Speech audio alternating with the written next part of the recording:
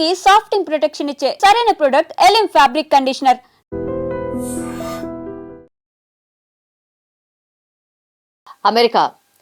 America ఏదో ఒక దాంట్లో వార్తల్లో ఉంటుంది అనేసి కొంతకాలంగా మనం అబ్జర్వ్ చేస్తూనే ఉన్నాం.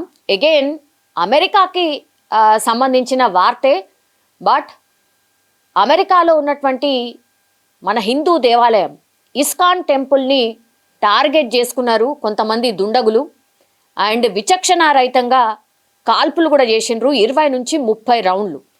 సో దేవాలయం మీద కాల్పులు చేయడం ఏంటి అంటే ఇది మొదటి ఇన్సిడెంట్ అయితే డెఫినెట్లీ కాదు. ఒక 4-5 నెలల క్రితం కూడా ఇట్లాంటి ఇన్సిడెంటే జరిగింది. హిందూ దేవాలయాన్ని టార్గెట్ చేసుకొని కాల్పులు జరిపినటువంటిది మనందరికీ తెలిసిందే. ఇప్పుడు మళ్ళా ఇస్కాన్ టెంపుల్ చాలామంది ఈ శ్రీకృష్ణుని భక్తులు ఎవరైతే ఉంటారో వాళ్ళందరూ కూడా రాత్రి వేళ నిన్న ఆ దేవాలయానికి వెళ్ళడం, భక్తులు ఉన్నటువంటి టైంలోనే టార్గెట్ చేసి ఈ కాల్పులకు తెగబడ్డం. అండ్ అక్కడ ఉన్నటువంటి వాళ్ళు చెప్తున్నది ఏంటి అంటే ఇది ఫస్ట్ టైం జరిగినటువంటిది అయితే కాదు, గతంలో కూడా చాలా టైమ్స్ ఈ దేవాలయం మీద కాల్పులు కూడా జరిగినాయి. ఇప్పుడు ఇంకా పెద్ద ఎత్తున అంటే 20 నుంచి 30 రౌండ్ల కాల్పులు జరిపినారంటే ఇమాజిన్ చేసుకోండి. సో దేన్ని టార్గెట్ చేస్తున్నారు? దేవాలయంలా, లేకపోతే భక్తులను టార్గెట్ చేస్తున్నారా, లేకపోతే హిందూస్ని టార్గెట్ చేస్తున్నారా, ఎవరిని టార్గెట్ చేస్తున్నారు అనేది కూడా క్వశ్చన్ చేస్తుంది. అట్లాగే మన ఎంబసీ కూడా రిక్వెస్ట్ చేసింది అమెరికా ఎంబసీకి, దయచేసి దీన్ని కొంచెం సీరియస్గా చూడండి, ఎవరైతే నిందితులు ఉన్నారో వాళ్ళని త్వరితగతిన పట్టుకోండి, అట్లాగే శిక్షించండి అన్నటువంటి రిక్వెస్ట్ చేస్తోంది.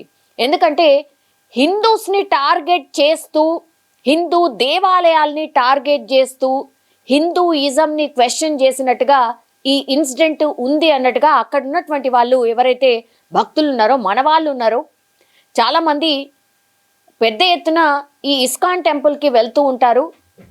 ఎందుకంటే ఒకటి ఫర్ పీస్ అంటే మైండ్ కొంత డైవర్ట్ చేసుకోవడానికి, టెన్షన్ ఫ్రీగా ఉండడానికి ఒకటి. ఆ తర్వాత భక్తులు కూడా చాలా అలవాటుగా ఉంటుంది, అంటే పొద్దున లేకపోతే సాయంత్రం పూట ఎప్పుడు వీలైతే అప్పుడు దేవాలయాల్ని దర్శించుకోవడం అనేది వెరీ వెరీ కామన్.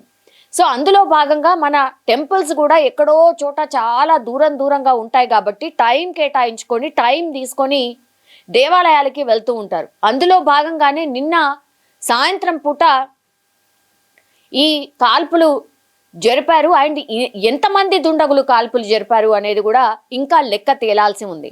మన ఎంబసీ మాత్రం కొంత రిక్వెస్ట్గానే చెప్పింది, ఇది మా ఫస్ట్ టైం అయితే కాదు, గతంలో కూడా ఇట్లాంటి కాల్పులే జరిగినాయి ఈ దేవాలయం మీద. ఇది ఎక్కడ ఎగ్జాక్ట్లీ ఉంది అని అంటే ఉతా రాష్ట్రంలోని స్పానిష్ ఫోర్క్లో ఉంది. ఇది శ్రీ శ్రీ రాధాకృష్ణ ఇస్కాన్ ఆలయం. సో దీన్ని లక్ష్యంగా చేసుకొని మరి దుండగులు 20 నుంచి 30 రౌండ్ల కాల్పులు జరపడం అంటే మామూలు విషయం కాదు. ఎవరైనా చనిపోయి ఉంటే, ఎవరైనా గాయాల పాలైనుంటే ఏంటి పరిస్థితి అనేది స్పష్టంగా కనిపిస్తోంది మనకు. ఆ బుల్లెట్ రౌండ్స్ ఏవైతే వాళ్ళు కాల్చిండ్రో పూర్తిగా ఈ టెంపుల్ బయట వాల్స్ ఏవైతే ఉంటాయో వాటి మీద ఆ బుల్లెట్స్కి సంబంధించిన ఆనవాళ్ళు కనిపిస్తున్నాయి, బుల్లెట్ షాట్స్ కూడా కనిపిస్తున్నాయి. సో దీన్ని కొంత సీరియస్గా తీసుకోండి అన్నటువంటి రిక్వెస్ట్ ఒకవైపు జరుగుతోంది. అండ్ ఇంకోవైపు ఏమో జయశంకర్ గారు, అంటే కేంద్ర మంత్రి జయశంకర్ గారు అక్కడే అమెరికాలో ప్రస్తుతం పర్యటిస్తున్న టైంలోనే ఈ ఇన్సిడెంట్ జరగడం. అండ్ ప్రధానమంత్రికి కూడా ఫోన్ కాల్ వెళ్ళినట్టుగా చెప్తున్నారు ఈ ఇన్సిడెంట్కి సంబంధించి. సో ఆయన కూడా కొంత అఫీషియల్స్ ఎవరైతే ఉంటారో వాళ్ళతోని కూడా మాట్లాడి అసలు ఏం జరిగింది ఏంటి, అక్కడ పూర్తిగా టెక్నాలజీ వైజ్గా కూడా తొందరగానే ఇట్లాంటి ఇన్సిడెంట్ జరిగినప్పుడు పట్టుకుంటూ ఉంటారు.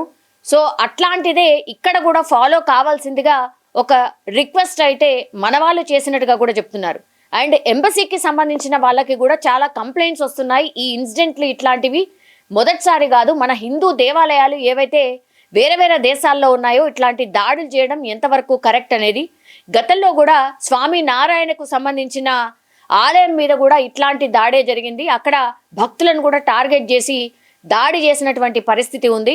సో మొదటిసారి కాదు, ఫ్రీక్వెంట్గా ఇట్లాంటివి జరుగుతున్నాయి కాబట్టి దీన్ని చాలా సీరియస్గా అడ్రస్ చేయాల్సిన అవసరం ఉంది. ఎవరైతే ఇట్లాంటి నేరాలకు పాల్పడుతున్నారో అక్కడి వాళ్ళ లేకపోతే ఇంకెక్కడి వాళ్ళు, మన మీద కోపం ఎందుకుంది, హిందూయిజం అంటే ఇష్టం లేదా, లేకపోతే హిందూ దేవాలయాలు ఉండకూడదు అనుకుంటున్నారా, ఏంటి రీజన్ అనేది కూడా పూర్తి స్థాయిలో ఎంక్వైరీ చేయండి.